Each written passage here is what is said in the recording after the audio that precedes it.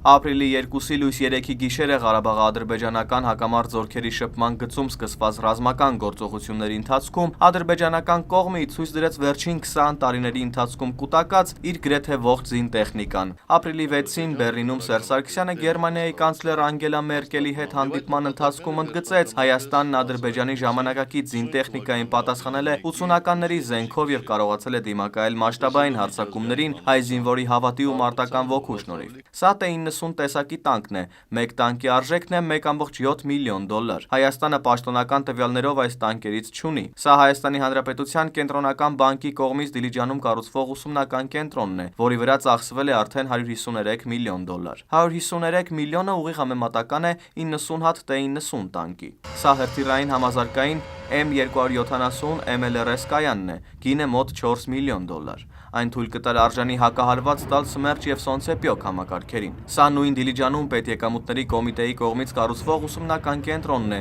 որի վրա արդեն ծախսվել է մոտ 70 միլիոն դոլար։ 70 միլիոն դոլարը հավասար է մոտ 18 հատ M270 MLRS հրթիռային համազարգային կայանի։ Ռազմատեխնիկան համալրելու կամ զինված ուժերի այլ ծախսերին կարող էին ուղղվել նաև կառավարության պարգևատրումների եւ ծառայությունների վրա ծախսված գումարները, որոնք միայն դեկտեմբերին օրինակ կազմել են 10 միլիոն դրամ։ Նման գնումների համար տարեկան մոտ 120 միլիոն դրամ է ծախսվում։ Զինված ուժերին ֆինանսական մեծ օժանդակություն կլիներ նաև օրինակ Հայաստանի Հանրապետության վարչապետ Հովիկ Աբրահամյանի, պետեկամուտների կոմիտեի ղեկավար Հովհաննես Հովսեփյանի կամ Սյունիքի մարզպետ Սուրիկ Խաչատրյանի մի քանի միլիոն արժողությամբ առանձնատների շինարարությանն ուղղված գումարները։ Տնտեսագետ Հայկ Գևորգյանն ընդգծում է, աշխարհում բոլոր երկրներն ունեն անսահմանափակ տնտեսական հնարավորություններ։ Հայաստանի հնարավորությունները եւս, եթե ոչ անսահմանափակ, ապա բավականին մեծ են։ Մենք ունենք